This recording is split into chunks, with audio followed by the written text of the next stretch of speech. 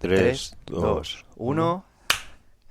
Muy buenas a todos, soy Pedro Ibar, esto es Emotion Me y no todos los días tenemos a un experto en análisis de conducta que lleva más de 50 años estudiando las ciencias del comportamiento.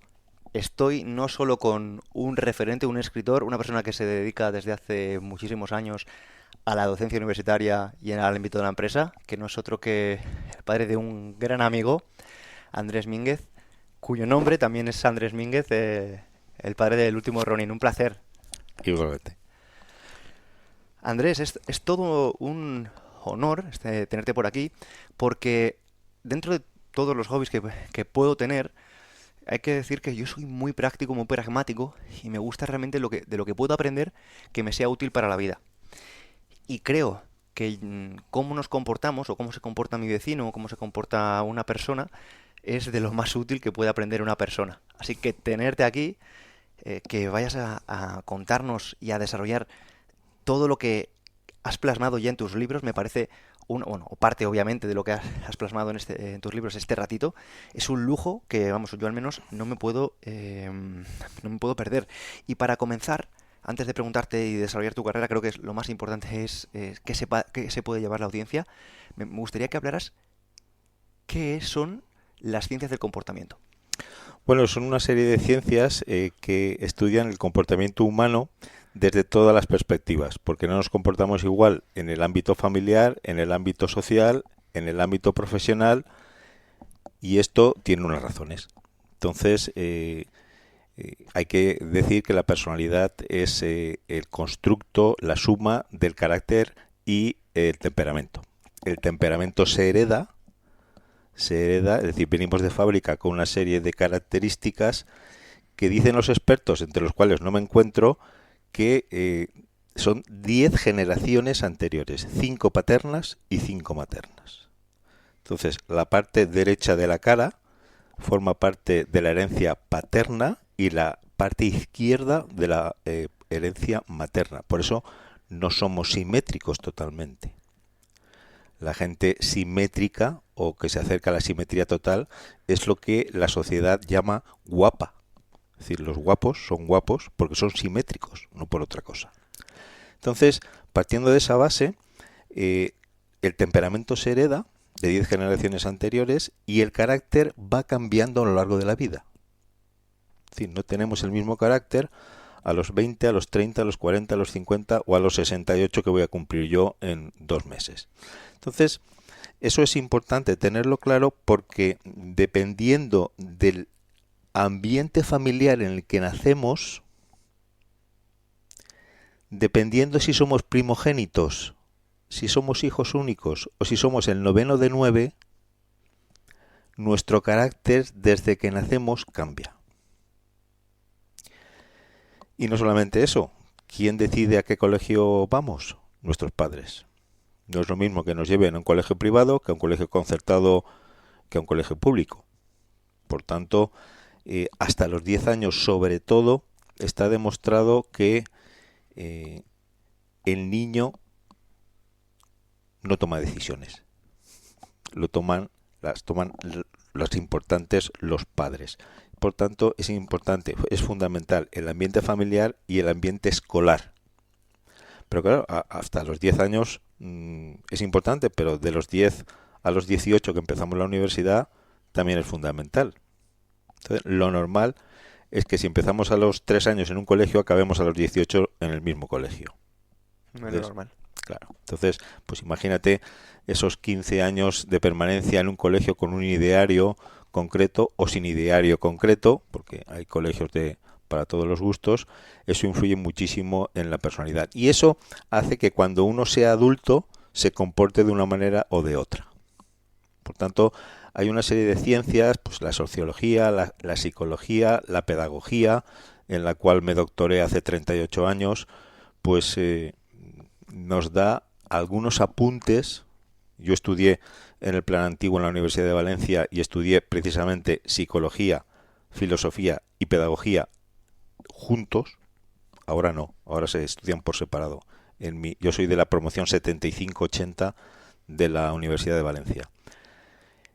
Estudiábamos todo, porque me parece mucho más interesante saber un poco de todo que no saber algo más de una especialidad.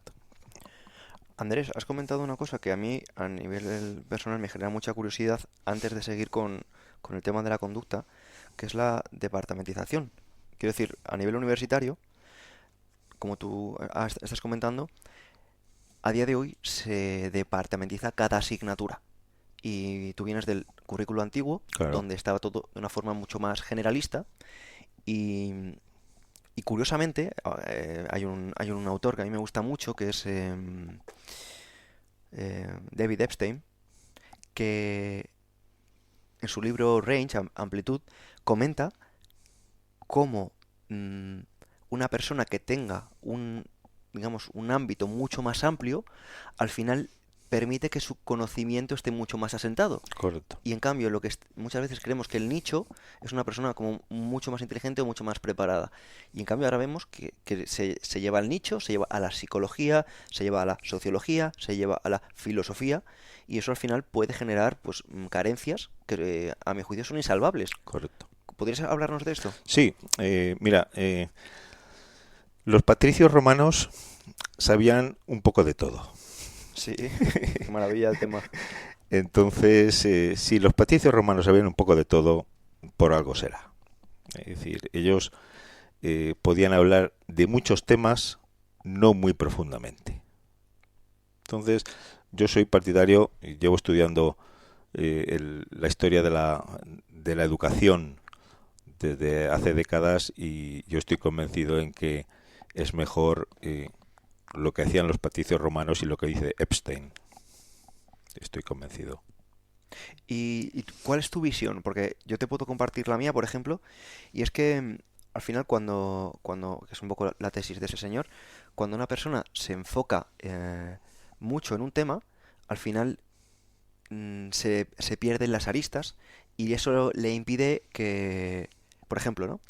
Cuando, cuando una persona se enfoca muchísimo en problemas de rodilla y solo problemas de rodilla, se está impidiendo ver que otras partes del cuerpo, por ejemplo, la cadera, la pelvis, el tobillo, el anclaje del pie, están influyendo en la propia rodilla, ¿no? Entonces directamente a una persona que tenga problema de rodilla, sin mirarle todo lo que, digamos, que está alrededor, le va a tratar y le va a operar, ¿no? Cuando realmente podrían ahorrarse muchas veces. Lo mismo pasa a veces con la espalda. Lo que te está fallando no es Claro. exactamente la espalda, sino a lo mejor es la pelvis, a lo mejor es el encaje del pie, a lo mejor son otras cosas, es una inflamación que puede tener que ver con tu alimentación, con el estrés, porque como lo que estamos defendiendo, ¿no? El ser humano es un sistema complejo dinámico, ¿no? Cuando tú tocas una cosa, estás alterando sin querer otros patrones, ¿no? Correcto. Yo estoy totalmente de acuerdo contigo. Hay que tener una visión un poco más amplia, más holística del problema. Si las personas que se centran exclusivamente en un solo problema pierden esa visión holística, y yo creo que a veces patinan en sus decisiones. Ujú. Me genera muchísima curiosidad porque lo has tenido que ver al final en estos 50 años de formación, cómo han evolucionado las ciencias del comportamiento, porque, y esto lo comentas en tus libros, al final Daniel Goleman, que de hecho se ha llevado todo el mérito que, que tuvo, digamos, los verdaderos descubridores del trabajo de secuestro de la amígdala, han desarrollado, ¿no? Pero me consta que al final, em, antiguamente, las emociones tenían un plano muy distinto al que comprendemos hoy en día, o es mucho más mainstream, o es mucho más cotidiano. Y me encantaría realmente que tú mismo comentaras cómo ha evolucionado, cómo se estudió en su momento, cómo te formaste en su momento y cómo te has tenido que actualizar con todo lo que ha sucedido. Sí, yo en mis clases de posgrado siempre cito a Aristóteles Ujú. en su Ética Nicómaco. Es decir, enfadarse es fácil, pero enfadarse bien es muy difícil. Total. Entonces, la emoción de enfadarse, que es el secuestro de la amígdala precisamente, es bueno, y curiosamente los hombres y las mujeres nos enfadamos de forma muy distinta. Las mujeres en general, aplicando a Pareto, ¿no? Es decir, hay mujeres que se salen de la norma. Las mujeres se enfadan muchas veces, pero poco tiempo, al cabo del día. En cambio, los hombres solemos enfadarnos muchas menos veces durante más tiempo. ¿Qué es mejor? Obviamente lo que hacen las mujeres. ¿Por qué? Porque te equilibra. Te equilibra emocionalmente ese enfado. Entonces, a mí me pasa, yo soy un tipo muy racional y muy poco emocional, que no me enfado nunca, pero cuando me enfado es una gota que colma el vaso. Entonces me enfado en el momento menos oportuno, con la persona que menos culpa tiene y perdiendo las formas. Con lo cual, pues es un enfado a destiempo. Entonces, en el tema de las emociones, y pongo como ejemplo el enfado porque es algo que todo el mundo entiende, pasa un poco lo mismo, ¿no? Es decir, Goleman, que es doctor en psicología y ha escrito muchos años en el New York Times, se aprovechó de los estudios de Peter y Salovey, que a su vez se basaron en otros estudios de psicólogos de mediados del siglo XX, que empezaron a estudiar las emociones. Pero él lo que hizo fue divulgarlo mundialmente. Entonces eso lo hizo muy bien, se hizo millonario, viajaba en su avión privado dando conferencias por todo el mundo y francamente yo lo admiro porque yo sería incapaz de hacer eso. Sería incapaz porque hay personas que valen para hacer eso, para divulgar algo que no es suyo, pero lo han integrado como si fuera suyo. Y yo me he leído sus libros, obviamente. La inteligencia emocional en el año 86 yo la leí. Y luego ha venido dándole vueltas a la misma idea en sus libros posteriores. Cuanto más posterior ha sido el libro, menos ideas nuevas aporta. ¿Por qué? Porque básicamente las ideas originales no son suyas. Él se ha ido amoldando a los tiempos que ocurren, ¿no? Igual que nosotros al leerlo y al transmitirlo a nuestros alumnos de posgrado, pues hemos tenido que hacer lo mismo, adaptar esas ideas de la inteligencia emocional a lo que está pasando en ese momento en las empresas, ¿no? Entonces, pues como te digo, hay que valer y este hombre lo ha hecho bien, teniendo en cuenta que no fueron sus ideas originales. Y por ejemplo, yo observo una cosa en las generaciones, por ejemplo, de mis padres, mis tíos, a lo mejor unas generaciones más adultas o más mayores, y las nuevas generaciones, ¿no? Veo que estas generaciones de vosotros sois, ¿cómo te diría?, más asertivos. Las emociones no es que no las expreséis, pero no las expresáis de forma verbal. Sois más de expresarlo a través de los hechos, de las acciones, ¿no? Correcto. Yo siempre digo que mi padre, en lugar de decirme te quiero, me prepara un zumo de naranja y me dice, tómate esto. O sea, es una forma como de decir, me importas, te aprecio, pero no te lo voy a decir, ¿no? Correcto, yo soy igual que tu padre. Sí, ¿no? Con mis hijos. Es decir, yo no hay gente que dice te quiero 25 veces al día. Y yo no lo digo nunca, pero lo expreso a través de mi comportamiento.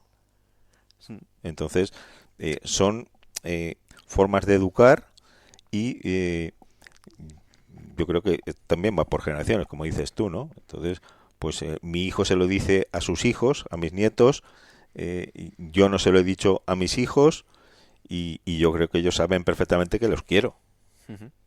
Pero eso es difícil de explicar porque yo creo que nos han educado con esa filosofía. Sí, porque al final no se sabía el efecto de las emociones, ¿no? Claro. Entonces, si tú no sabes algo, es difícil que lo sepas expresar, ¿no? Se te puede malinterpretar. Claro. Y ¿nos podrías explicar un poco qué consecuencias tiene en una persona que no lo expresa mucho y una persona que lo expresa mucho? ¿O qué diferencias hay? En las parejas se ve claramente, ¿no? Es decir, normalmente el género femenino es más de expresar emociones. Y ¿Con palabras? Con palabras. Porque a mí es que esto, Andrés, perdona que te corte, me toca un poco la moral, porque parece que los hombres, en este caso, no expresan emociones. Y no es que no expresen emociones, sino que no verbalizan emociones. Correcto. Pero las emociones... Y otra cosa que también te quería decir, que has dicho que yo soy una persona más racional, menos emocional. Yo tengo la tesis, y esto me gustaría que me lo discutieras, que las personas que se consideran a sí mismas más racionales, lo que pasa es que encuentran la emoción o esa sensación de seguridad en la lógica, en la razón, en el concepto, en la ciencia, pero eso no significa que no sean emocionales, Correcto. sino que su forma de sentir seguridad está a través de la razón. Correcto, estoy totalmente de acuerdo contigo. Eso no significa que los racionales no lloremos. Claro, es lo que quiero decir, porque muchas veces dicen, no, yo es que yo no soy emocional. No, tú eres emocional racional, pero Claro. pero no digas que no eres emocional. Correcto. Es decir, es más, está demostrado que antes de pensar sentimos. 100%. Es la teoría, ¿cómo se dice? La hipótesis del marcador somático. Claro. Y de hecho, no sé si quieres contar tú un poquito cómo funciona esto.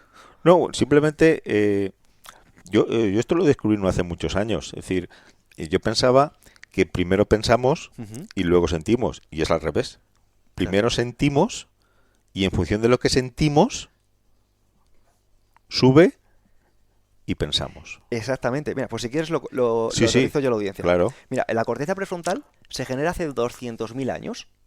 Entonces, en ese momento, antes de que existiese esa corteza, ¿qué había? Pues precisamente solo había el cuerpo. Un ser humano, cuando se iba a desarrollar, pues al final era como cualquier otro animal.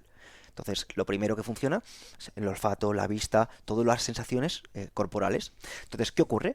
Que el ser humano empieza a aprender. ¿Y cómo aprende? Pues no como ahora, que tenemos esa preferencia temporal, alta o más baja, sino ese momento es únicamente a través del arrepentimiento o la culpa. Tú haces algo, te equivocas o ves como alguien se equivoca y empiezas a decir, yo no quiero repetir eso, ¿no? Es como más esta zona más conductual, únicamente como cualquier animal que quieras enseñar por ensayo-error o por estímulo-respuesta, ¿no? ¿Qué ocurre? Que a través de ese arrepentimiento, esa culpa, uno quiere poco a poco ir alejándose de eso. ¿Por qué? Porque le genera ciertas consecuencias sociales y demás. Y en ese proceso vamos generando preferencia temporal. Con la preferencia temporal, con el hecho de no quiero repetir esto, no quiero hacerlo, me contengo, genero autocontrol, se empieza a desarrollar lo que son las primeras bases de la corteza prefrontal. Entonces, ¿qué ocurre? Que siempre ha sido así, siempre ha sido el cuerpo el que ha tomado la decisión, siempre ha sido el cuerpo el que la ha gestionado, y éramos nosotros, a partir de esa corteza que poco a poco se va haciendo más grande, el que vamos generando lo que se llama, haciendo ahora, el escenario, vamos generando, ¿cómo se dice?, ¿no? La narrativa, y vamos explicándolo, pero siempre a posteriori, ¿no? Tomamos la decisión con el cuerpo, hacemos esto, y a posteriori decimos, no, ha sido por esto. Correcto, sí, sí. La verdad es curioso, es muy curioso ver cómo se está consiguiendo explicar la evolución del cerebro. Y todavía falta mucho. Buah, es súper interesante porque a mí esto me da mucha calma en mi día a día. O sea, me hace sentir como, oye, voy entendiendo, oye, no, esto es del cuerpo, cálmate, esto es muy probablemente porque no has dormido, esto es muy probablemente porque estás enfadado, es porque no te ha dado el sol, porque los motivos que sea, en lugar de directamente racionalizarlo, primero asocio qué le ha faltado al cuerpo, qué nutrientes ha faltado, qué luz le ha faltado, qué sueño le ha faltado, qué ejercicio le ha faltado, y me es mucho más fácil controlarme, ¿no? Pero a mí me interesa cómo empezaste por ejemplo, a enseñar estas cosas cuando no se sabía todo esto. O sea, porque tiene que ser, o sea, basado prácticamente en filosofía. Sí, en filosofía, en historia de la educación y en sociología, que son las tres ramas que más me han interesado para preparar mis clases de posgrado, sobre todo en ciertos ámbitos. Yo he estado 35 años dando clase en ESIC, en todos los campus de España, y sobre todo en Valencia y Madrid, y ahí la gente es exigente. ¿Podrías poner ejemplos, por ejemplo, qué se podría enseñar en filosofía, qué se podría enseñar en sociología? O sea, qué características tiene cada rama, pero de una forma más de imágenes para que el público lo pueda entender mejor. Sí, desde el punto de vista de la filosofía, lo Ujú. que te he comentado antes del enfado, ¿Sí? de la ética nicómaco de Aristóteles. Aristóteles, es una de mis bases. Luego también, al haber estudiado filosofía, al ser racionalista, pues he estudiado a filósofos racionalistas, ¿no? Desde el punto de vista de la sociología, que también he impartido esa asignatura en económicas, me he basado mucho en los cuatro padres de la filosofía, en Durkheim, en Schopenhauer, que es filósofo, sociólogo, Ujú. en esos cuatro padres de la sociología, porque también han aportado, desde la mitad del siglo XVIII, han aportado mucho contenido al Pues comportamiento. de Schopenhauer sí que conozco y he leído otras cosas, el arte de tener razón Claro. y cómo utiliza la erística y estos temas, pero de Durkheim no conozco nada. Pues yo te aconsejo que leas algún escrito de Durkheim porque es un escritor poco conocido, es un sociólogo, filósofo En fin, es un hombre muy, muy preparado. ¿Y qué podría aportarnos, por ejemplo, así de cositas que una persona diciendo, "Ay, que me convenza Andrés de que me lo lea"? Hombre, es un autor que una de sus teorías más importantes desde el punto de vista sociológico es que las personas en grupo no se comportan igual que las personas de forma individual. Ujú. Entonces, partiendo de esa base, que es totalmente cierta, en algunas personas se ve mucho más que en otras. ¿Por qué? Por las ciencias del comportamiento. Es decir, hay personas que nos comportamos igual en grupo que cuando estamos solas y hay personas que cambian como del cielo a la tierra. ¿Por qué? Pues ahí está lo que hemos dicho antes de la personalidad, ¿no? Del temperamento y el carácter. Entonces, a mí me parece que es un autor que juega mucho con esa idea y que a partir de ella podemos elaborar nuestra propia teoría del comportamiento. Qué interesante. Y, por ejemplo, de Schopenhauer, ¿qué querías De, destacar? de, de Schopenhauer, yo siempre destaco una frase. Schopenhauer tenía un carácter horrible. Siempre no se casó nunca y tenía un carácter horrible. Sí, fue un heredero que le fue muy Sí, bien y sí, se sí. quejaba de todo. Se quejaba de todo. Era un tipo con un carácter difícil.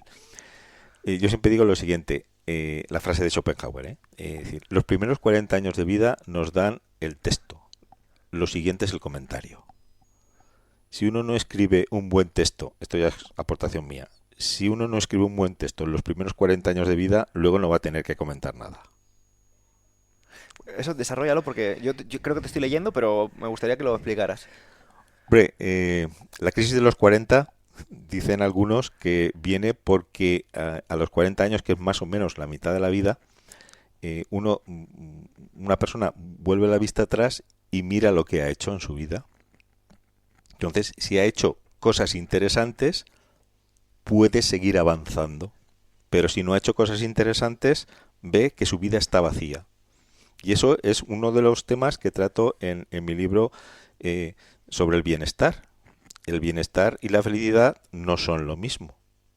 Explícanos esto porque me parece un temazo. La felicidad es uno de los factores que nos da bienestar, pero el bienestar necesita de otros factores además de la felicidad, porque todo el mundo sabe que la felicidad no dura siempre 24/7/365. La felicidad es como la arena de la playa, cuanto más la apretas, Total. Sí, cuanto más las persigues, más huye. entonces es interesante tenerlo en cuenta. Claro, unos pasan esta crisis a los 40, otros un poco después, otros un poco antes. Cada persona es distinta, ¿no? Pero en general, todas las personas pasamos crisis existenciales que nos permiten seguir avanzando o retroceder, dependiendo de lo que veas cuando giras la cabeza. Yo he sido una persona muy pragmática, estoica, y la verdad es que empecé a trabajar a los 16 años, me he jubilado a los 67, casi 66, 50 años de vida laboral cotizados, y he hecho muchas cosas, aparte de formar una familia excelente, he hecho muchas cosas en mi vida que me han permitido girar la cabeza y seguir avanzando. Y de hecho, desde que me he jubilado, pues, por ejemplo, he empezado a estudiar guitarra española, que es algo muy complejo, Vamos, muy complejo, ya lo creo. muy complejo, y soy feliz y me provoca bienestar la dificultad que tiene estudiar guitarra española. Y eso es porque has desarrollado en este proceso, a mi juicio, también la filosofía estoica, ¿no? Sí, sí, Porque eso hace también que encuentres el placer en la dificultad. claro. Y ahí me gustaría también entrar un poco, ¿no? O sea, ¿cómo llegas al estoicismo y qué te ha aportado y cómo lo resumirías y cómo lo explicarías para una persona que no lo conociera? Hombre, los estoicos es una rama de la filosofía antiquísima, y Jesús de Nazaret era un estoico. ¿Y por qué lo sé? Porque estoy escribiendo un libro sobre los 18 años de vida oculta de Jesús de Nazaret. Ah, los textos apócrifos. No, eso es una de la parte. Es decir, entre los 12 y los 30 años, ¿Sí? 18 años, el libro se llama 18 inviernos, la Iglesia Católica no escribe nada sobre... Entonces yo defiendo la idea de que Jesús de Nazaret perteneció a la secta de los esenios, que era una secta muy cerrada y que bebía en el estoicismo más puro. Cuéntanos esto, que esto es un temazo. Pues simplemente esta secta a la cual pertenecía su primo segundo, Juan Bautista, que fue quien lo bautizó, ambos, Juan Bautista y Jesús, eran primos segundos, eran revolucionarios desde el punto de vista de los romanos y desde el punto de vista de los judíos, y por eso los mataron. Por eso los mataron, ni más ni menos. Entonces, Juan Bautista, según mis investigaciones, perteneció a los esenios, porque se quedó sin padres muy pronto, pues sus padres eran muy mayores cuando lo tuvieron, y Jesús de Nazaret también perteneció a los esenios, y estuvo una serie de años con ellos, y por eso en las Escrituras se nos explica que Jesús y Juan vestían de forma muy pobre, comían lo justo y tenían un estilo de vida muy estoico. ¿En qué consiste un estilo de vida estoico? Para que la persona que no conoce esto lo aterrice. Vivir con poco, vivir con lo justo. O sea, ser frugal. Ser frugal en todo, es decir, no tener posesiones. Y porque los esenios, cuando entrabas en la secta, entrabas sin nada. ¿Pero eso no es más un cínico? Una persona que viva sin posesiones y la frugalidad y... Sí, puede ser cínico, pero yo lo veo más estoico porque está totalmente interiorizado ese estilo de vida y además es aceptado. Es decir, los cínicos también tienen algo que ver, pero yo soy más estoico que cínico, porque ahora la palabra cínico no tiene una connotación. No, pero bueno, son palabras que han ido perdiendo su significado. Exactamente. Yo defiendo que existe un término que es la corrupción semántica, y es que hay palabras que suenan muy mal, pero no son tan malas, y palabras que suenan muy bien, pero hay que tener un poquito cuidado con ellas. Y, de hecho, por ejemplo, la palabra sacrificio, a mí me parece una palabra excelente. De hecho, por ejemplo, sacrificio viene de sacri, sagrado, ficio, hacer. Y a día de hoy, cuando alguna persona dice, uff, qué sacrificado, lo vemos como algo negativo, o incluso esta persona está, no, yo no me voy a sacrificar por esto es muy peyorativo, ¿no? A veces, incluso la palabra materialista, ¿no? La palabra materialista, para mí, también es una palabra que tiene una connotación negativa. Una persona que digan, eres materialista. Dice, bueno, pues si tú me regalas un libro, pues para mí lo suyo es guardarlo con cariño, leerlo, o sea, es porque soy materialista. Claro. Si tú me regalas un libro, lo tiro por la ventana, ahí no soy materialista, ¿no? Claro. Entonces, al final creo que cuando tú tienes un coche y en lugar de cambiarlo cada 3 años, pues te dura 10, pues ahí eres más materialista que quien lo cambia cada año, ¿no? Claro. Pero en cambio vemos el materialismo como algo malo, que parece como que todo tiene que ser... y lo veo como realmente que corrupción semántica, porque personas Sí. lo utilizamos, pero sin realmente el sentido que queremos darle. Sí, sobre todo porque muchísima gente no sabe de dónde viene esa palabra. Claro, la etimología. Etimológicamente, de dónde viene esa palabra.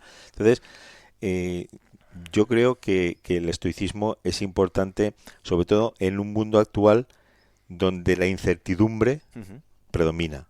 Entonces, si predomina la incertidumbre y la felicidad y el bienestar son inversamente proporcionales. Entonces, ahora es un momento de ser resilientes, de ser estoicos, porque no sabemos cómo va a evolucionar este planeta. No, totalmente. Eso es casi una necesidad.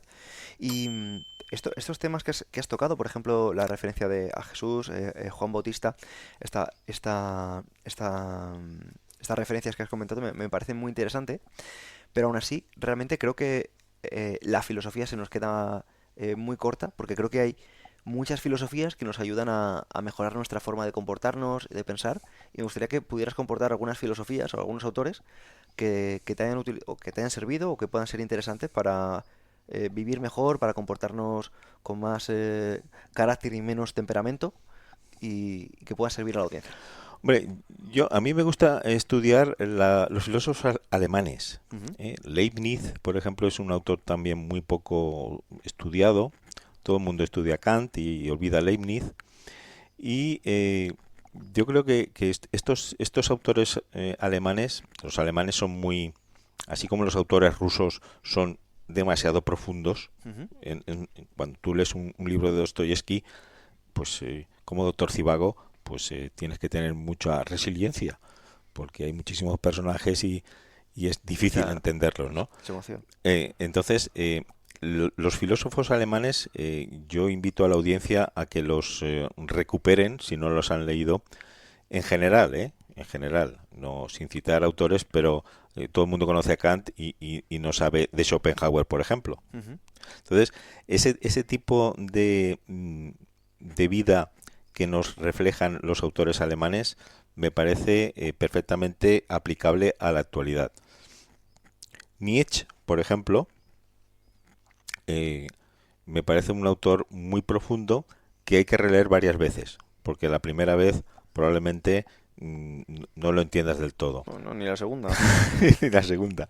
Entonces, a eso me refiero en cuanto a los autores ingleses, los autores franceses, como Rousseau, Ujú. eh, pues también me parece interesante, aunque a Rousseau lo he estudiado desde el punto de vista pedagógico, y los autores ingleses como Hobbes, que también me parecen interesantes el utilitarismo, el racionalismo que proponen. Entonces, sin salirme de aquí, sin salirme de Reino Unido, Francia, Alemania y por supuesto España, sin olvidar a los filósofos españoles que también han aportado su grano de arena, con esos cuatro países, cualquier persona que le interese las aportaciones de filosofía, sociología y psicología, podemos tener suficiente bagaje teórico para tener una idea global de por qué estamos aquí.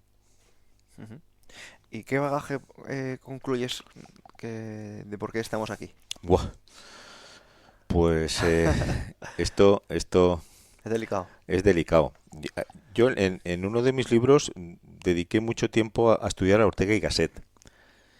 Y Ortega y Gasset me parece un personaje fundamental en la historia de España porque sus aportaciones a la filosofía me parecen muy importantes. Es decir, el tema de las masas Ah, también lo toca él. totalmente. Entonces, pues yo creo que ha habido una evolución social y económica demasiado rápida. Entonces, a muchas personas, eh, yo afortunadamente no he tenido dificultades en adaptarme, en subirme al último vagón del tren, pero siempre he estado en el tren, encima del tren, en el último vagón, pero encima del tren. Y a los profesores universitarios no nos ha tocado eh, otra que estar encima del tren. Lamentablemente, algunos de mis compañeros no se han subido al tren ni al último vagón ni al primero. Entonces se han quedado desfasados respecto al conocimiento tecnológico que tenían nuestros alumnos. Entonces, ¿Puedes poner un ejemplo? sí, en el uso de Internet y en el uso de la IA. En el uso de la IA, nuestros alumnos siempre nos han llevado ventaja. Entonces, pues hemos tenido que aprender los profesores a utilizar la IA para contrarrestar el conocimiento teórico práctico que tenían nuestros alumnos con el objetivo de trabajar lo menos posible. Y eso es un problema que va a más.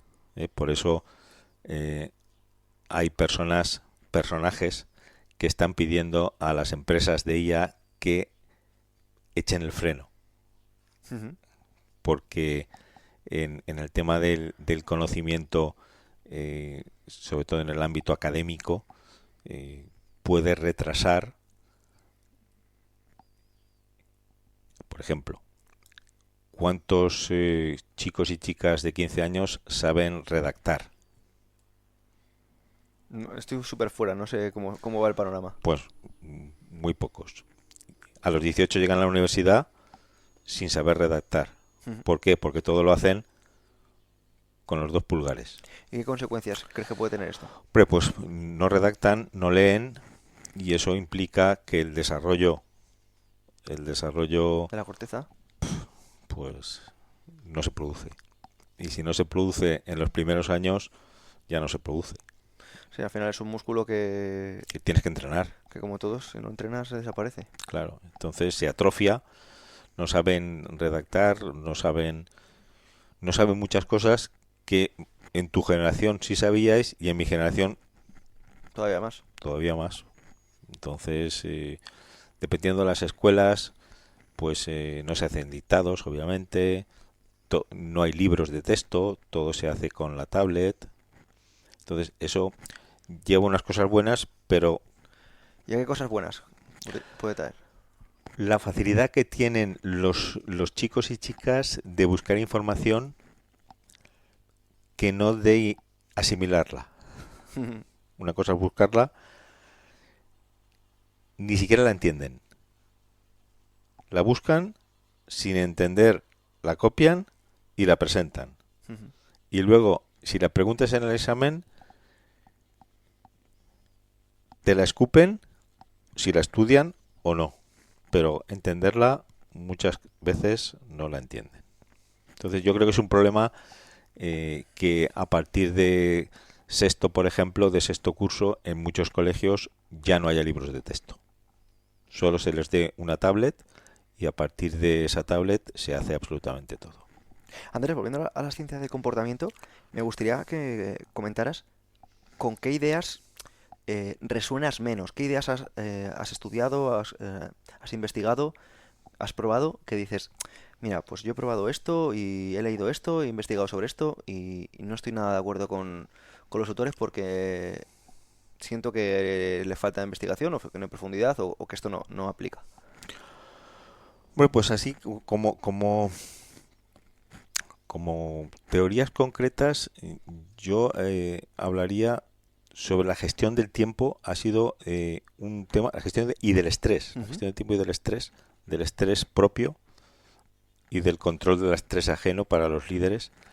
Es algo que he investigado mucho para mis clases de posgrado también, claro, y, y ahí tengo mi propia teoría que puede diferir de lo que dicen muchos autores. Por ejemplo, la diferencia entre urgente e importante Ujú. no queda claro en muchos autores y para mí está clara. Lo urgente no se puede agendar porque surge de repente y lo importante se puede agendar. Y la segunda idea básica que con la experiencia me atrevo a compartir es que nunca hay que organizarse el 100% del tiempo. Mm. Porque surgen imprevistos y porque surgen ladrones del tiempo. Tienes que planificarte el 80% del tiempo. O sea, esto es como la matriz de Eisenhower y el principio de Pareto, aplicado, ¿no? Aplicado a tu vida. Venga, ¿puedes poner un ejemplo para aterrizar esto? Sí, tú tienes un día muy ajetreado. Ujú. Yo, por ejemplo, cuando estaba en activo, siempre me preparaba los domingos por la noche la agenda de la semana Ujú. y nunca planificaba el 100% del tiempo disponible. Porque sabía, y eso me lo ha demostrado la experiencia, que siempre habría algún imprevisto y algún dado de tiempo que puedo ser yo mismo, porque si eres perfeccionista, eres tu propio ladrón del tiempo. Ujú. Y si no eres tú mismo, pues puedes tener una pareja controladora, puedes tener muchos ladrones del tiempo externos, un jefe inseguro, puedes tener muchos ladrones del tiempo externos que te vayan comiendo ese 20% de tiempo que no has planificado. Ujú. Porque como planifiques el 100% del tiempo disponible, cuando surjan esos imprevistos, no tendrás tiempo para hacerlos. Ujú. Entonces llegarás tiempo Llegarás tarde a todo. Pues mira, esto te lo voy a apoyar con las rutas neurológicas. Y cuando una persona planifica todo, al final está en la ruta neurológica de la dopamina. Esto es que tiene en su cabeza la tarea pendiente para hacerle el check. La tarea pendiente para hacer el check. Me planeo esto a las 2, esto a las 3:30, esto a las 6:30. Entonces, cuando una persona tiene, a mi juicio, demasiadas tareas, lo que sucede es que vive en un mundo dopaminérgico. Y creemos que esto no tiene ningún tipo de consecuencias. Y que esto al final tiene, como todo, pues una serie de resultados, ¿no? Que no podemos cuantificar, no podemos medir. Y pasa que si uno no pone precisamente tareas autotélicas, tareas más serotoninérgicas, más de que el propio fin es hacerlo, no encuentra esos contrapesos y acaba generando precisamente un desequilibrio que puede acabar con problemas de fatiga adrenal, de burnout, de mala gestión y fallos corporales. Claro, claro, es totalmente de acuerdo. Sí, y yo me he encontrado a lo largo de mi vida laboral personas que disfrutaban con el burnout, es decir, sintiéndose emocionalmente fatigados. Ujú. Entonces, esto con el paso de los años genera un estrés negativo, un distrés que es absolutamente brutal para el cuerpo humano. ¿Y de dónde crees que viene la cultura esta de que ser productivo se vea como algo bueno, ¿no? Porque yo tengo también mis teorías, pero me gustaría conocer las tuyas. Yo creo que esto viene de Estados Unidos. Yo creo que el pueblo americano siempre se ha basado en ser excesivamente eh, competitivo. Ujú. Y yo creo que ciertas modas nos han llegado a Europa y nos han perjudicado. Aquí no se trata de trabajar más, sino se trata de trabajar bien las Claro. horas que tienes que trabajar. Entonces no se trata de trabajar muchas horas regular, sino las horas que debes trabajar dándolo todo, ¿no? Entonces yo creo que por ahí vienen los tiros. Sí. Y en relación a esto me llama la atención porque veo por un lado personas obsesionadas en trabajar más, cada vez mejor, etcétera, ser más productivos, ¿no? Porque tienen esta mentalidad eh, que yo lo llamo que es de máquina, o sea, se comportan, no se conciben a sí mismas como ser humano, sino es un robot que debe ser cada vez más eficiente, que son términos de la ingeniería, ¿no? Que un ser humano no es eficiente, un ser humano es, ¿no? Y luego, por otra parte, yo lo que observo es personas a las que precisamente esto les genera tanto rechazo que no quieren trabajar, no quieren producir, quieren mantenerse al margen, el trabajo lo ven como algo que les agobia, buscan más la holgazanería. O sea, como que no hay un término medio. O sea, veo a lo obsesionado con el trabajo workahólico y luego veo al holgazán que busca esquivar y que le den una paga por... Sí, yo esto lo he visto en las empresas. Hay personas que son profesionales de las bajas laborales. Entonces, y hay personas que esas personas no entienden que cuando tú te pones de baja, un compañero que nunca se pone de baja debe hacer su trabajo y el tuyo. Total, es de locos. Entonces, yo siempre he sido partidario de premiar a las personas que no han estado de baja en un año. O sea, cada año cuantificar desde el Departamento de Recursos Humanos, donde yo normalmente desarrollo mi labor, premiar a esas personas que son los ángeles de la guarda de la empresa. Y, por el contrario, a las personas que son profesionales de la baja, ponerles un detective privado para quitártelas de encima. Sí, porque al final acaba, ¿no? Lo que suele decir, ¿no? Una manzana que no está del todo bien acaba fastidiando a las demás. Sí, sí, y es por eso, es su egoísmo, su falta de implicación en la empresa con un objetivo común, hace que los ángeles de la guarda, los que nunca se ponen de baja, tengan que asumir su trabajo más el trabajo de los que siempre están de baja. Y oye, Andrés, yo también tenía muchas ganas de preguntarte por la educación, pero ya no solo la educación, ¿no? De más académica o más profesional, sino cómo educas tú a tus hijos. Porque me consta que te has salido bastante bien. O Sí, sea, hay que decir que tienes a dos maromos que yo creo que te tienes que sentir bastante protegido. sí, sí, sí, sí. Desde el punto de vista físico no hay problema. Y desde el punto de vista emocional, pues son dos personas distintas que han estudiado en el mismo colegio, pero con personalidades totalmente han heredado cosas ¿Cómo diría, distintas. para los que no los conozcan, cómo definirías a cada uno de ellos? Hay que decir que los dos hijos de Andrés son Andrés y Javi, y el más pequeño mide 1,90 m y algo, y, 99, sí. y 100 kilos de bicho, y el otro pues también, otro 2 metros y pico, animal, o sea, es una pasada, son dos bicharracos. Sí, físicamente yo siempre he procurado dar ejemplo, ¿no? Entonces yo hago lucha desde los 10 años y me hice cinturón negro viniendo del karate Shotokan y del jiu-jitsu japonés, me hice cinturón negro de judo a los 40 para que ellos vieran en mí un ejemplo y siguieran haciendo judo. Empezaron a hacer judo, pero ya sabes que llega un momento en la adolescencia que si no tienen buenos modelos dejan de hacer judo Ujú. y pierden todo lo aprendido. Entonces yo me esforcé por llegar al cinturón negro. O sea, no le dijiste que tenían que hacerlo, No, no, directamente te apuntaste tú, ¿no? O sea, seguiste tú. claro. Y entonces yo creo que eso me ha salido bien. Pues Andrés ya es cuarto Dan, entrenador nacional, y Javier es segundo Dan, entrenador regional. Y yo creo que son personas resilientes, que les gusta el sufrir físicamente en el tatami, en el gimnasio, y que se dedican a divulgar esas técnicas físicas a otras personas. ¿Y qué errores ves tú, por ejemplo, en la paternidad de otras personas? La sobreprotección. Yo creo que la sobreprotección es muy mala. Hay que dejar que el niño se caiga, porque si el niño no se cae no sabrá cómo levantarse. Entonces, yo creo que los niños deben caerse y deben aprender a levantarse solos, porque llegará un momento en que el padre y la madre no estarán para levantarlos. ¿Y cómo ves la educación con respecto a lo que es el sistema educativo de cara a dejar allí a tus hijos?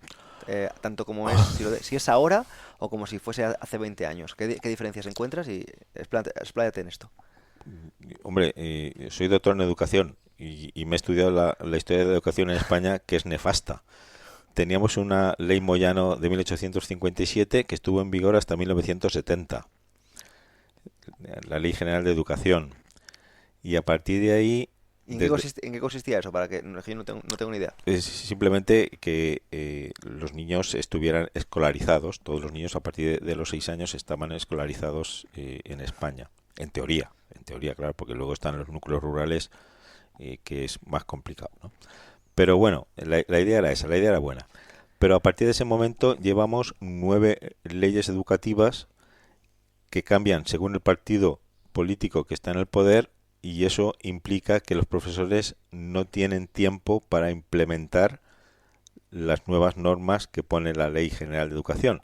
Hay que tener en cuenta que hay una Ley General de Educación para toda España y luego cada comunidad autónoma puede desarrollar una serie de Modelos. modelos para su idiosincrasia, ¿no? Ujú. Entonces no es lo mismo en la Comunidad Valenciana, que hay un segundo idioma, eh, que otras comunidades como Castilla-La Mancha, que no tiene un segundo idioma. Entonces eso es importante tenerlo en cuenta, porque cada gobierno regional desarrolla esa ley nacional en función de su idiosincrasia. Eh, yo ahora estoy empezando a escolarizar a mis nietos, No sé, no sé. a mis nietos, y estoy teniendo problemas porque las nuevas normas implican, es decir, la llegada de inmigrantes, por ejemplo, a España, implica que la diversidad en las aulas es algo común, ¿no? Mis hijos tenían compañeros de Latinoamérica, de África y de Asia. Ahora, además, hay compañeros que vienen del este de Europa. Ujú. Entonces, eso es bueno. Eso es muy bueno porque los niños desde pequeños se acostumbran a ver diferentes culturas. Pero claro, el sistema educativo no evoluciona a la misma velocidad que la sociedad. Y esto implica que en clase hayan niños que no entiendan el español, por ejemplo, o que lo entiendan de forma muy rudimentaria. Es decir, no pueden seguir las clases a la velocidad normal. ¿Qué pasa? Que esa clase necesita un profesor y un educador de apoyo. Claro, Y eso en muchos colegios no se puede permitir por presupuesto. claro. Y esto está generando problemas también en cuanto a la ratio de alumnos por clase. Y Andrés, yo te quiero preguntar porque a mí me genera mucha curiosidad. ¿Tú qué opinas de que la educación sea obligatoria? Hay, hay corrientes religiosas que educan en casa, Claro, que educan en casa.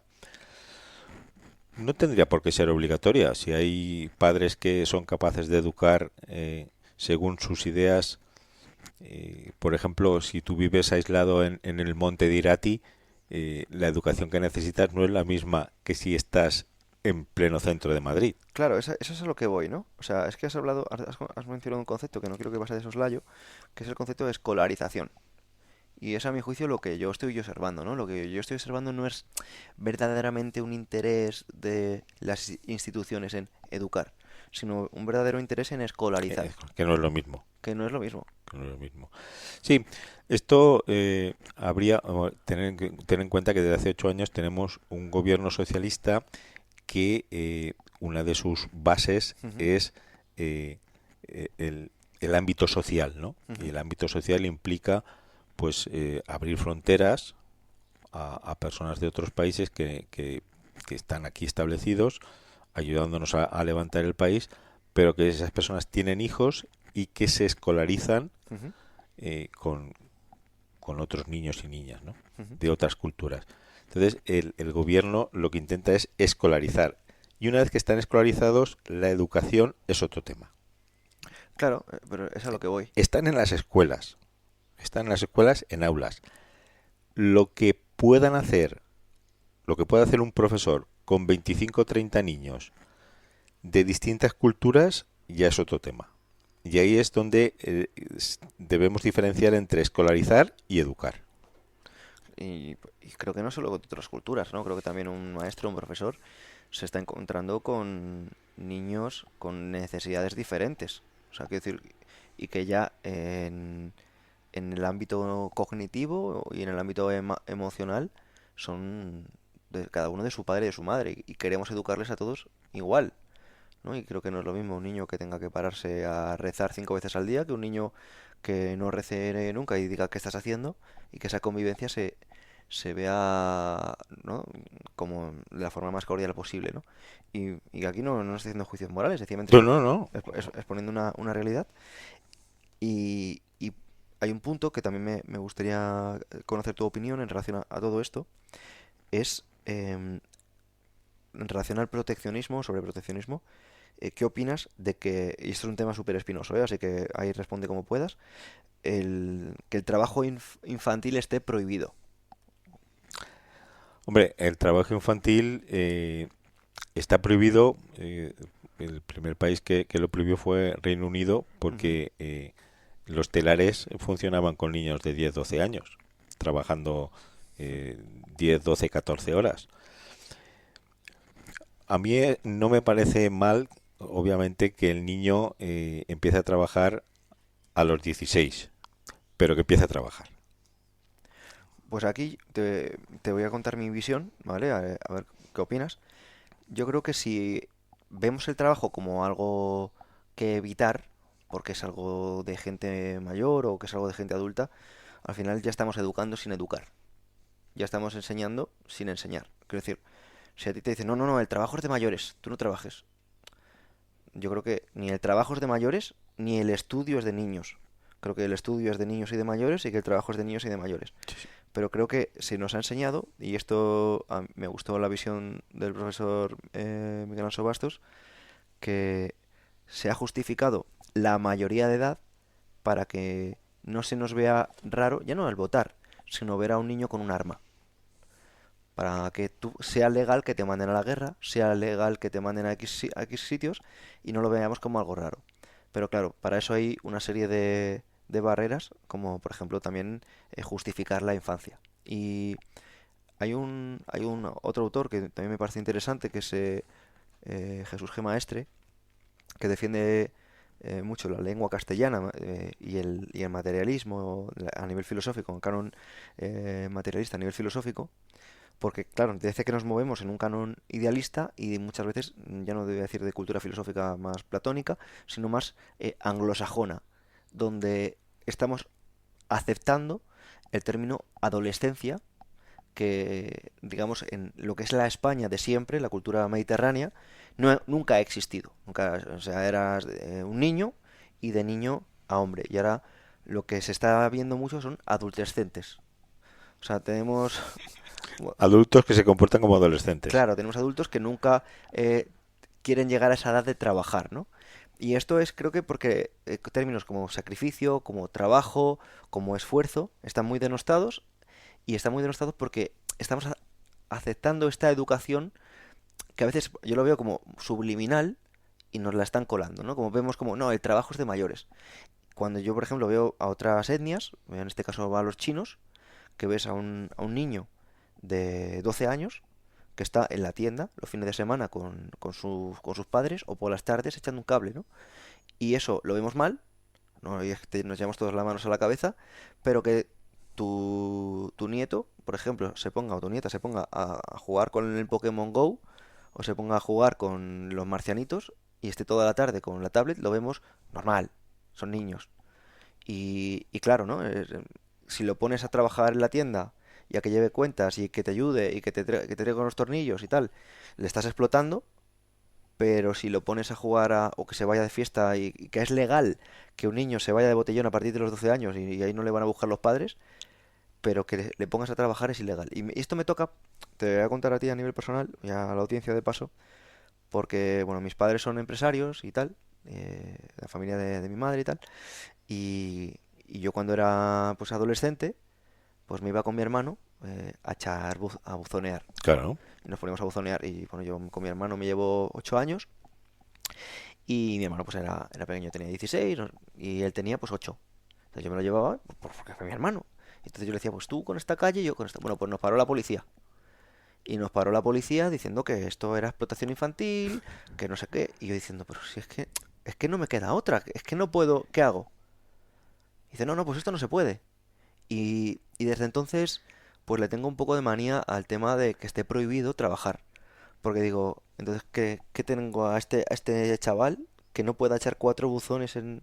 O sea, cuatro... Es que como lo veía tan absurdo, Andrés, que de verdad me tocó mucho la fibra y ahora mismo es algo que no, con lo que no No, comulgo. no, yo estoy de acuerdo contigo. Es decir, mis hijos empezaron a trabajar a los 12 años sacando montábamos a caballo y ellos se encargaban de sacar toda la caca de los caballos de las cuadras y por eso cobraban una cantidad simbólica que era permitirles que montaran gratis Ujú. a los caballos. Entonces, ellos están acostumbrados, por eso la filosofía estoica, ¿no? Es decir, el esfuerzo, la cultura Claro. del esfuerzo que decía mi antiguo jefe Juan Roch, ¿no? Es decir, que pone en la camiseta del club de baloncesto, ¿no? Es decir, la cultura del esfuerzo se ha perdido y eso los padres somos responsables de que nuestros hijos no pierdan esa cultura del esfuerzo. Es decir, el trabajo dignifica a la persona y hay que trabajar. Y si mi nieto de 3 años, que va a cumplir ahora en agosto, me quiere ayudar a hacer un postre, Ujú. pues me ayuda. ¿Cómo? Pues como pueda. Pues le pongo una silla, se sube encima de la silla y con un tenedor me bate los huevos. Es decir, y eso no es nada malo. Eso, y además, eh, lo he acostumbrado a que me lo pida él. Ujú. Ya, yo te puedo ayudar. Claro que me puedes ayudar. No cometas el error de decirle, no, que eres pequeño. No, no, me puedes ayudar. Cada uno en la medida de sus posibilidades. Entonces yo no estoy de acuerdo con la policía que te parara y te dijera que eso no se puede hacer. Por supuesto que se podía hacer y seguro que a tu hermano le vendría muy bien estar contigo y tener un referente 8 años mayor para aprender a trabajar. Claro, por eso te comentaba, ¿no? Que a veces la educación para mí es muy diferente a la escolarización, ¿no? Claro. Y que tenemos conceptos como muy asentados y que no nos hemos tal vez pasado a revisar.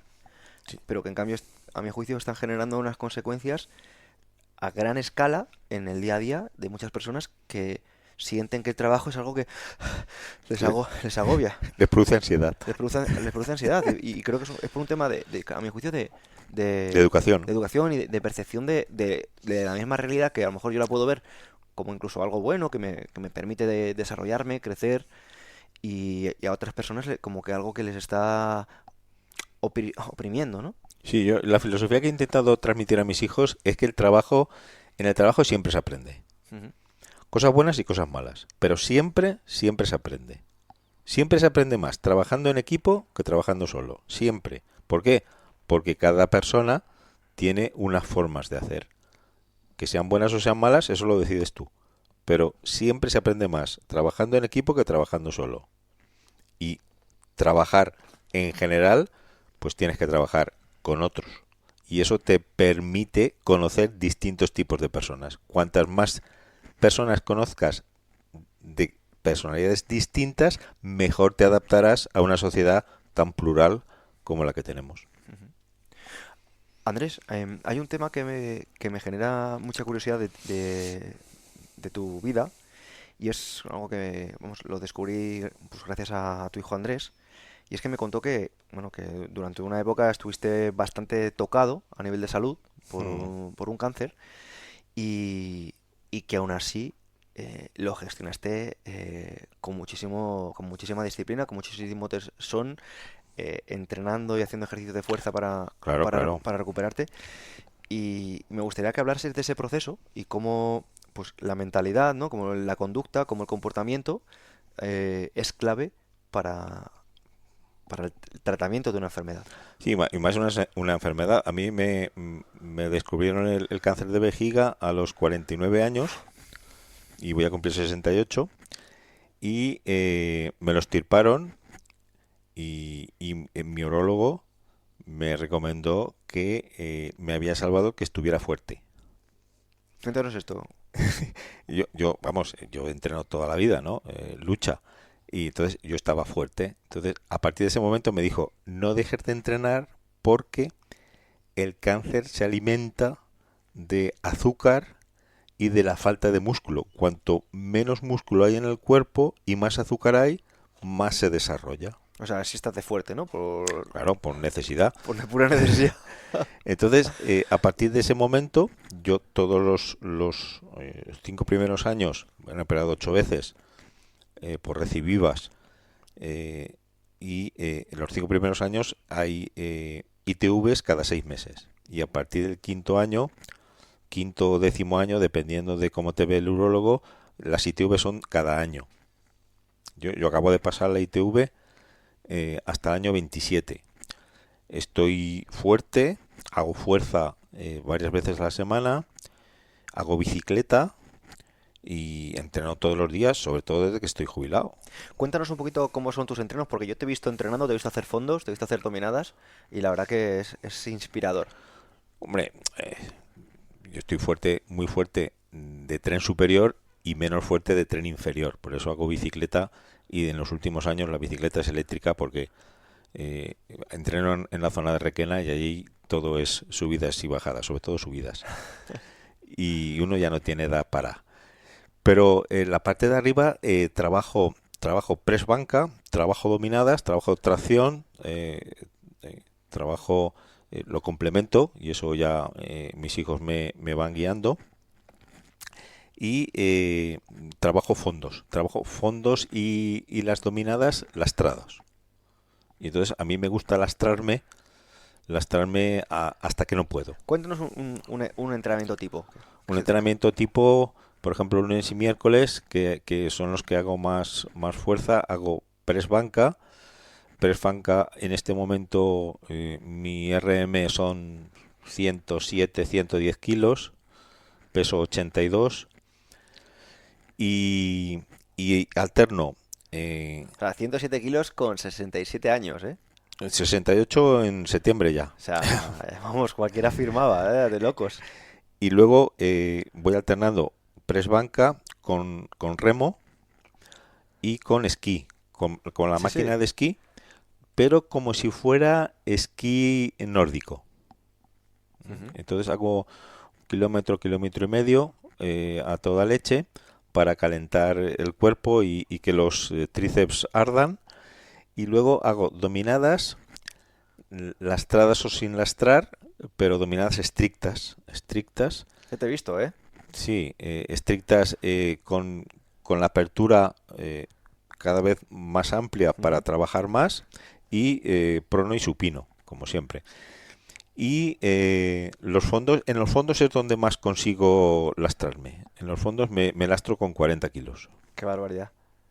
En los fondos tengo buenos tríceps, porque ya sabes que Qué ahí... buen pecho que se te Sí, nota bueno, así encima con la camiseta, se te nota un montón. sí, bueno, la clave es no dejar de entrenar. Totalmente. La clave es no dejar de entrenar. Entonces, yo ahora entreno con gente de 24 años que los pobres no pueden levantar 60 kilos. Y por eso te quería preguntar, ¿no? O sea, aquí nos están escuchando un montón de gente de todas las edades. ¿Qué consejo le podrías dar a estas personas que sienten que les cuesta el ejercicio? ¿Qué les podrías decir? Pues que se pongan a trabajar, porque es decir, el camino comienza con el primer paso. Totalmente. Entonces, si no vas al gimnasio, desde luego no te vas a poner fuerte. Y solo andando tampoco te vas a poner fuerte. Entonces, a partir de cierta edad es conveniente hacer fuerza y no dejar de hacer fuerza para que el músculo siga presente en el cuerpo. Es decir, a tu edad tener músculo es lo normal, pero conforme te vas haciendo mayor, vas perdiendo músculo si no lo trabajas específicamente. Y entonces ahí está el ejercicio de fuerza que yo hago con ejercicios básicos como el press banca, las dominadas, lastradas y los fondos lastrados. Es decir, con esos ejercicios y luego haciendo bicicleta o sentadillas con barra, y tampoco me cargo yo mucho en la sentadilla, me cargo 40-50 kilos, Ujú. pero es suficiente para no perder el músculo de las piernas, aparte de la bicicleta. Y yo les animaría que se pusieran a trabajar, porque si no lo lamentarán. Con el paso de los años lo lamentarán en no tener músculo. Es decir, el cuerpo necesita músculo para sujetar el cuerpo. Ujú. Qué bueno. Y en relación a esto, al final eres una persona muy completa, ¿no? Eres escritor, entrenas, has vencido o estás venciendo a algo que es muy delicado, ¿no? Que es el tema de salud de una forma muy concreta y, y al final estás creando una familia que es una maravilla, que no deja de crecer. ¿Qué consejos darías a alguien para que tuviera una buena vida? Dime 4 consejos. Pues aquí en el libro sobre construyendo nuestro bienestar se explica un poco, ¿no? Es decir, hay que buscar lo que te hace feliz. Es decir, hay diferentes tipos de felicidad. Yo ahí distingo 16 tipos de felicidad. Hay gente, yo por ejemplo soy feliz escribiendo, soy feliz entrenando y soy feliz haciendo una serie de cosas que procuro hacer todos los días. Y esa serie de cosas que me hacen felices me provocan bienestar. Ujú. Entonces, el bienestar es el conjunto y las felicidades es parte de ese conjunto. Entonces yo animaría a las personas que nos están escuchando que pensasen qué es lo que les hace realmente felices. Habrá gente que les hace felices coger una caravana, como a mi hijo Andrés, coger la caravana y hacerse Desaparecer. 1000 kilómetros a Santander y estar contigo. Es decir, pues eso le hace feliz. Yo prefiero otros tipos de felicidad. Mi hijo Javier prefiere otros tipos de felicidad. Entonces, que cada uno sea consciente de que le hace feliz cosas distintas. Pero lo importante es no morirse sin saber qué es lo que te hace feliz. Y cuanto antes lo descubras mejor. 100%. Qué maravilla de punto. No morirse, fíjate que simple lo has dicho, ¿no? Pero no morirse sin saber lo que a uno le hace feliz. Claro, es que hay muchas personas que se mueren sin saber. Total. Porque se piensan que el bienestar es la felicidad. Claro, se piensa que el dinero es la felicidad. Sí, sí. Y no es así. O que comerse un chuletón es... Sino que al final son cosas que también te generan un poquito de esfuerzo, pero te hacen sentir bien después, ¿no? Claro, y tú imagínate que te toca la lotería pero tienes cáncer. Sí, sí, sí. ¿De qué te sirve? Ujú. Total. Y de hecho, mira, hay un punto que también a mí me encanta la etimología. La palabra enfermedad viene de infirmitas, que es sin firmeza, ¿no? Claro, Y ahí yo me lo llevo a una persona enferma, es una persona que no es firme, claro, que es maleable, que viene la adversidad y le mueve. Y claro. ya le impide, pues como has hecho tú, ir a entrenar. Y a lo mejor dice, no, yo estoy enfermo, no entreno. O yo estoy enfermo, pues me quedo así. O a mí me ha pasado esto, ya me duele la cabeza, pues no hago nada, ¿no? Y para mí ese es el verdadero enfermo. Para mí el enfermo no es tú no eres un enfermo para mí, porque No, no. tú- Yo no me considero un enfermo. y creo que por eso estás tan bien, Claro, porque tú mismo, o sea, no es lo mismo el que tiene la enfermedad que el que la enfermedad le tiene a él. claro. Yo controlo la enfermedad porque como lo que tengo que comer, no como lo que no tengo que comer y entreno. Qué bueno. Entonces, si el urólogo me dice, yo desde el principio tengo el mismo urólogo, Ujú. o sea, es el que me confío totalmente en él. Entonces, si el urólogo me dice, después de ponerte esto en tu cuerpo, que es un veneno, tienes que entrenar 1 hora para que la cosa se mueva y no estés quieto, yo lo sigo al pie de la Sí, además letra. es por el sistema linfático. Claro, es decir, él me decía, porque ya no me mete ese veneno, después de esto, no te sientes, vete a entrenar. Y yo me iba a entrenar. Pero si yo entiendo perfectamente que me lo dice por mi bien, entonces pues hay que hacerle caso. No me cuesta nada ir a entrenar porque eso me va a hacer bien y que la medicina, ese veneno que te meten, haga su tarea, cumpla su objetivo. Qué bueno. Bueno, Andrés, antes de terminar, me gustaría dejar un mensaje para la audiencia. Pues nada, animaros a que entrenéis en función de vuestra edad, más fuerza, menos fuerza, pero sin olvidarla nunca. Porque, acordaos, la fuerza, entrenar fuerza es importante y entrenar conforme entrena Pedro y mis hijos también es importante porque te da movilidad.